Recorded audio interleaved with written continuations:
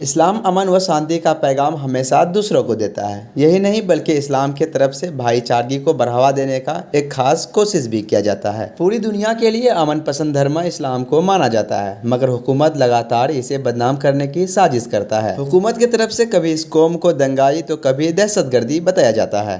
एक शब्द इस्लामोफोबिया है, जिसका इस्तेमाल हुकूमत के जानिब से लगातार होती है। क्या है यह शब्द और क्यों इसका इस्तेमाल किया जा रहा है, आइए मौलाना मुसव्विर चतुर्वेदी से जानते हैं। शुरू उस परम परमेश्वर अल्लाह के नाम से जो बड़ा दयावान और बहुत ही कृपाशील है। आपका सवाल ये है कि इस्लामोफोबिया क्या है और सरकार इस सिमत में क्या भूमिका निभा रही है। इस्लामोफोबिया, सबसे पहले हम समझें कि इस्लामोफोबिया ये कैसे बना और ये है क्या। इस्लामोफोबिया दो शब्दों से मिलकर के बना है। एक अरबी शब्द है इसमें इस्लाम, और दूसरा शब्द है फोबिया जो यूनानी शब्द है। इस्लाम को जानते हैं, सर्वभावेन एक अदृश्य शक्ति पर परम परमेश्वर के शरण में आने को इस्लाम कहा जाता है। और फोबिया का अर्थ होता है यूनानी भाषा में डर पैदा करना, डराना, डर का माहौल बनाना। अब इस्लामी फोबिया का तात्पर्य ये हुआ, धर्म इस्लाम और धर्म इस्लाम की शिक्षाओं, उसके रीति रिवाज, संस्कार, तहजीबों के खिलाफ में लोगों के दिलों में खौफ पैदा कर दिया जाए, लोगों को डराया जाए।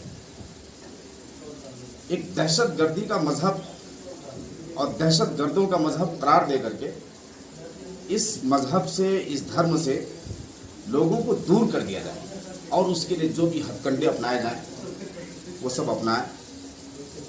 कहीं पर आपने अभी जो कहा कि फसाद हो जाता है और उसमें आप उसके पीछे जाएंगे तो पाएंगे कि दो लोग थे, एक कोई हिंदू भाई था हमारा और कोई दूसरा मुसलमान था, दोनों में बहस हुई और उस बहस व तकरार के नतीजे में लड़ाई की नौबत तक आ गई और फिर दोनों लड़ बैठे।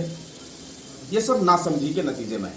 मेरा अपना जहाँ तक मानना है ये सब मिसअंडरस्टैंडिंग है, उसी का नतीजा है। विभ्रांति के शिकार हैं और हम गलतफहमी के शिकार हैं। ये इस्लामोफोबिया इतना बड़ा जुर्म है कि अक़वाम मुत्तहिदा ने इस पर नकेल कसने के लिए बाकायदा तौर पर एक दिन करार दिया है। पूरे साल में 15 मार्च को इस्लामी फोबिया के तौर पर मनाया जाता है। इस्लामी फोबिया डे उसको कहा जाता है कि इस दिन को बंद कर देना चाहिए। ये इस्लामी फोबिया को बंद करना चाहिए और पूरी दुनिया से इस दहशतगर्दी को ख़त्म करना चाहिए। दहशतगर्दी का मतलब ये कि इस्लाम के खिलाफ जो लोग नफरतें पालते हैं, मजहब इस्लाम की तालीमात के खिलाफ लोगों को उकसाते हैं कि ये ऐसा है वो ऐसा है और नासमझी में जो कुछ ही बोलते हैं, ये नहीं होना चाहिए। और उस वक्त में जब ये करारदाद पास हो रही थी, तकरीबन 57 OIC के 57 मुल्कों ने इस करारदाद पर मोहर लगाया, उसकी हिमायत की। और उसके अलावा और भी दिगर 8 मुल्कों ने इस करारदाद की हिमायत की कि नहीं, इस्लामोफोबिया बंद होना चाहिए, जिसमें रूस और चीन भी शामिल था। उसने भी हिमायत की, फ्रांस, रूस और चीन भी शामिल था। रूस और चीन भी शामिल था। भारत ने और कुछ मुल्कों ने, चंद मुल्कों ने इसकी हिमायत ये कह करके नहीं की कि ये अदम रवादारी और ये मजहबी तशद्दुद तकरीबन हर मुल्क में पाया जाता है। अपनी राय को उन्होंने रिजर्व किया। इस बात की करारदाद में अपनी हिमायत उन्होंने नहीं की। इस्लामोफोबिया एक ऐसा मर्ज़ है जो हमारे हिंदुस्तान में ये बहुत दिनों से, अभी तो इसका नाम इस्लामोफोबिया दिया गया। इस लफ्ज़ की ईजाद सबसे पहले 1987 में होती है। 1987 में होती है जब के वहाँ के यूरोपी और बरतानवी पार्लियामेंट ने इसकी इस्लामी तालीमात के ख़िलाफ़ लोगों को उकसाने पर बाकायदा तौर पर बात हुई, और उसके बाद तो फिर कहा कि इस्लाम के ख़िलाफ़ ये है और इसके ख़िलाफ़ बोला जाना चाहिए। और 9/11 के बाद में हिंदुस्तान में और पूरी दुनिया में इस पर ज़ोर पकड़ा, ये इस्लामोफोबिया ये ज़ोर पकड़ा है 9/11 के बाद में। हिंदुस्तान में अभी तो इस्लामोफोबिया का नाम दिया जाता है। हिंदुस्तान में बहुत सारे फोबिया हैं, सिर्फ इस्लामोफोबिया नहीं है। यहाँ पर ज़ात फोबिया भी है, यहाँ पर क्या क्या नाम दीजिएगा, और वर्ग फोबिया है, यहाँ पर रंग फोबिया है, यहाँ पर बस्ती फोबिया है, मोहल्ला फोबिया है, यहाँ पर फल फोबिया है। फल भी है, फल से भी डर पैदा किया जा रहा है। खजूर है तो भाई ये खजूर से भी डर है। खजूर मुसलमान इफ्तार में करते हैं, जिससे भी डर है कि मुसलमानों का फल है ये, समझे। बहुत तरह के फोबिया है यहाँ पर। तो पहले ये फोबिया था कि निचली जात और ऊंची जात, इन दोनों में फोबिया था, इन दोनों के बीच में डर का माहौल था। एक दूसरे के खिलाफ लोग वो बोलते थे, अगर कोई निचली जात का है उसको नीचे रखो, ऊपर मत करो, ऊपर मत आने दो। और अगर कोई आदमी ऊपर आ गया उस पर जितना चाहे वो जुल्म करो। यहाँ हिंदुस्तान में सिर्फ इस्लामोफोबिया नहीं है। कल की घटना आपने देखी, रायबरेली में एक निचली जात का कोई लड़का, उसको कुछ ऊंची जात के लड़कों ने पकड़ा और उसके बाद तो फिर उसको मारा पीटा, और फिर जो पैर उसका जो सना हुआ था मिट्टी में, धूल में और गंदगी में, उस गंदगी और मिट्टी धूल से सने हुए पैर को उस लड़के से, निचली वाली जात के लड़के से उसको चटवाया, और जंजीर से, जो साइकिल में जो चैन होता है उससे उसको अलग से मारे। तो पूरी दुनिया ने देखा इसको। ये कौन सा फोबिया आप कहिएगा? ये फोबिया है, नहीं समझने का फोबिया है। लोग एक दूसरे को समझ नहीं पाते, और इसमें हम लोगों की भी गलती है, एक दूसरे को हम लोग समझा नहीं सके। अभी अजान फोबिया है, हिंदुस्तान में भी अजान फोबिया चल रहा है। अजान के खिलाफ माहौल पैदा करने की कोशिश हो रही है। अभी रामनवमी के मौके पर आपने देखा कि कुछ लोग जा रहे थे और कुछ सरपसंदों ने पथराव किया। पथराव करने के साथ में कुछ घरों को भी उन्होंने नुकसान पहुंचाया। ये नासमझ थी मेरी निगाह में। फिलहाल एक चीज़ ये है कि रामनवमी और हनुमान जयंती में कई जगह पर हिंसा देखने को मिला जी। इस तरह का जो है त्यौहार में इस तरह का हिंसा जो है आखिर मुल्क को क्या पैगाम दे रही है?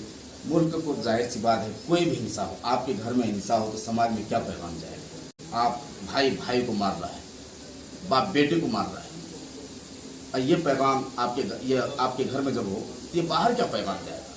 वही पैगाम पूरे मुल्क में जा रहा है। ये जितने भी हैं ये सब शरपसंद हैं और नासमझ हैं। इनको उकसाया गया, या ये मतलब इनको ऐसी तालीम नहीं मिली। ये जो नफरत जो इनके दिल में बैठी, तो नफरतों ने इनको उकसाया, उन घृणाओं ने इनको, डर जो पैदा इनके अंदर में कर दिया गया, इन चीज़ों ने उनको उकसाया। नासमझी में इन लोगों ने, मुसलमान ने अगर कहीं पर किया है वो भी नासमझी में है, और अगर हिंदुओं ने किया है, हमारे हिंदू भाइयों ने किया है, तो वो भी नासमझी में है।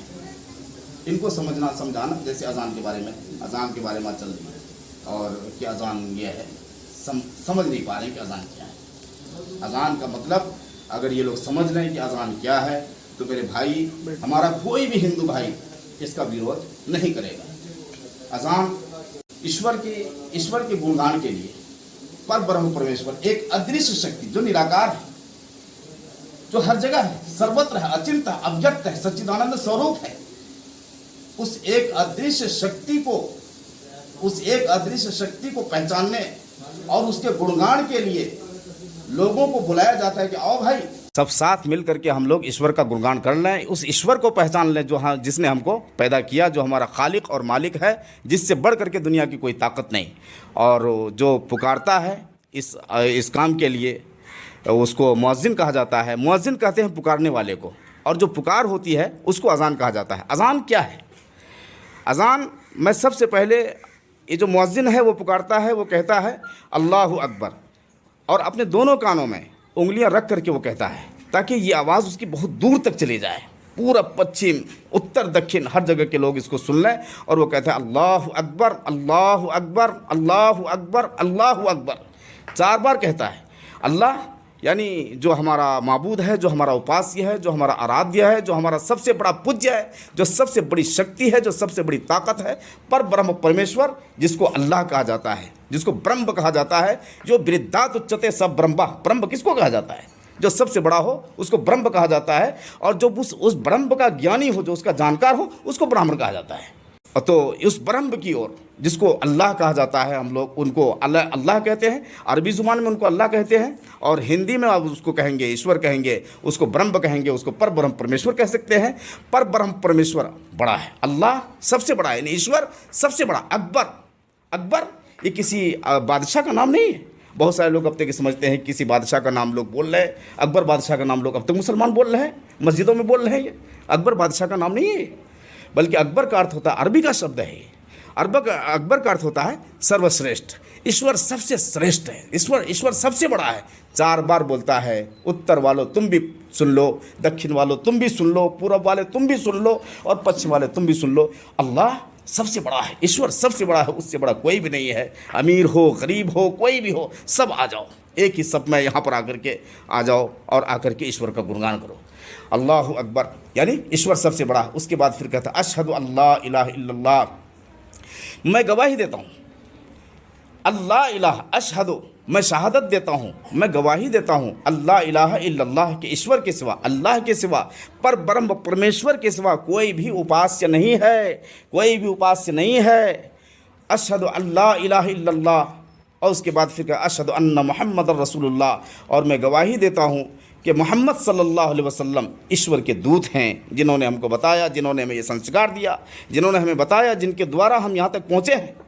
और ये तमाम मज़हबों की तालीम है, तमाम तर शिक्षाएँ, हर धर्म की शिक्षाएँ में आप उसका सार चले जाइए, आप उसका मूल उठा करके देख लीजिए, वहाँ पर एक ईश्वर की शिक्षा है। एक ईश्वर के सिवा किसी भी उपास्य, एक ईश्वर के सिवा किसी भी अन्य की उपासना करने की वहाँ पर दावत नहीं, कि उनका इन्विटेशन नहीं। न तस्य प्रतिमास्ति यस्य नाम मादशा, वो एक ईश्वर है जिसका कोई फोटो नहीं, जिसका कोई आकार नहीं है, और उसका नाम सबसे महान है। अंधकतमा प्रविशन्ति या संभूति उपासते ततो भुज इवते तमुज ओ संभूतियांग रहता। अंधकार में प्रविष्ट करता है वो आदमी जो कि उस एक ईश्वर को छोड़ करके बहुत सारी जगहों पर जाकर के वो टमक टोइयाँ मारता है, वो बहुत सारी जगहों पर जाकर के शीश नवाता है, वो आदमी अंधकार में चला जाता है। और हम लोग ज्ञानी लोग होकर के, हम लोग समझे बूझे लोग होकर के ऐसा करेंगे तो मेरे भाई ये हिंदुस्तान कहाँ जाएगा, ये हमारा समाज कहाँ जाएगा। इसलिए इस पर लगाम लगाने की ज़रूरत है। उसके बाद फिर मुअज्जिन कहता है कि हय्या अलस्सलाह, आओ नमाज की ओर। नमाज, अब यहाँ पर लफ्ज़ नमाज आया। नमाज किसको कहते हैं? ये नमाज असल में क्या है कि समझा नहीं हम लोगों ने। बात असल ये, लड़ाई असल यही है कि हम लोगों ने इसको समझा नहीं। नमाज ये 2 शब्दों से मिलकर के बना है, नम और अजा। नम का माना होता है नमन करना, और अज का माना होता है अजर, वो शक्ति, वो सबसे बड़ी ताकत, वो सबसे बड़ा खुदा, जिस खुदा से बढ़कर के कोई भी नहीं है, उस एक खुदा के आगे नमन करने को नमाज कहा जाता है। अब जो उसके आगे में शीश नवाता है, सर झुकाता है और उसकी आराधना करता है, उसकी उपासना करता है, यही उपासना, अरबी में उसको इबादत बोलते हैं और हिंदी भाषा में उसको उपासना बोलते हैं। ये एक नमाज है, नमाज पढ़ते हैं हम लोग। और उसके बाद फिर कहता है अल्लाह अकबर, अल्लाह सबसे बड़ा है, ईश्वर सबसे बड़ा है, वो सबसे महान है, उससे बड़ा कोई है ही नहीं। ला इलाहा इल्लल्लाह, फिर वो कहता है ईश्वर के सिवा कोई उपास्य नहीं। ला अरबी भाषा का शब्द है, ला का माना होता नहीं, और ईश्वर इलाह का माना होता उपास्य, इल्लल्लाह यानी ईश्वर के सिवा कोई भी उपास्य नहीं है, जो कुछ है वही है, उसके अलावा कोई नहीं है। और एकम ब्रह्म अद्वितीयम द्वितीय नास्ति नेना नास्ति किंचन, परमेश्वर तो एक ही है ना, परमेश्वर एक है, एकम ब्रह्म अद्वितीयम, दूसरा नहीं है। नेहना नास्ति किंचना, जर्रा बराबर भी नहीं है, कुछ भी नहीं है। हम लोग सिर्फ भाषा की लड़ाई है। अब ये बताइए आप कि वाटर का माना अंग्रेजी में पानी होता है, और उसके बाद आपका माना फारसी में